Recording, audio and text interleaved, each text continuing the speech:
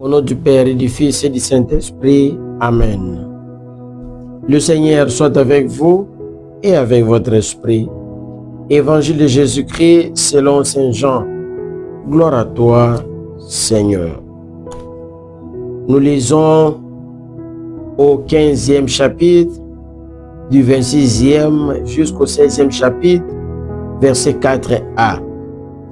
En ce temps-là, Jésus disait à ses disciples, « Quand viendra le défenseur, que je vous enverrai auprès du Père, lui, l'Esprit de vérité qui procède du Père, il rendra témoignage à ma faveur. Et vous aussi, vous allez rendre témoignage, car vous êtes avec moi depuis le commencement. Je vous parle ainsi pour que vous ne soyez pas scandalisés. On vous exclura des assemblées. Bien plus, l'heure vient où tous ceux qui vous tueront s'imagineront qu'ils rendent un culte à Dieu. Ils feront cela parce qu'ils n'ont connu ni le Père ni moi. Eh bien, voici pourquoi je vous dis cela. Quand l'heure sera venue, vous vous souviendrez que je vous l'avais dit. Acclamons la parole de Dieu. Louange à toi, Seigneur Jésus. Mes bien-aimés dans le Christ, lundi 11 mai 2026, le texte liturgique est proposé par l'Église Notre Mère.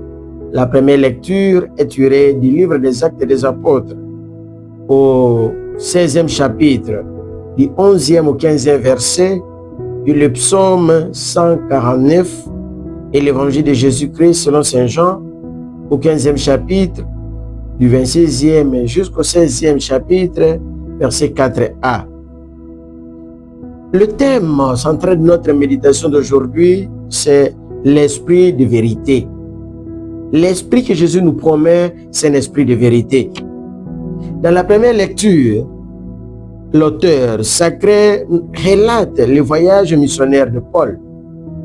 Il nous présente aussi la conversion et la mise en pratique de la foi par certaines femmes, entre autres Lydie.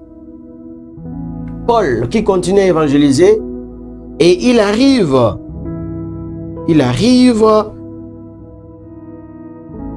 pour évangéliser la parole de Dieu. Il reçoit les femmes, la tâche de femmes dans l'église, mes frères et sœurs. La tâche des femmes dans l'église. Lydie, qui se convertit à la foi chrétienne, et après avoir été baptisée, il demande à Paul et son équipe d'aller demeurer dans sa maison. La foi qui pose les actes.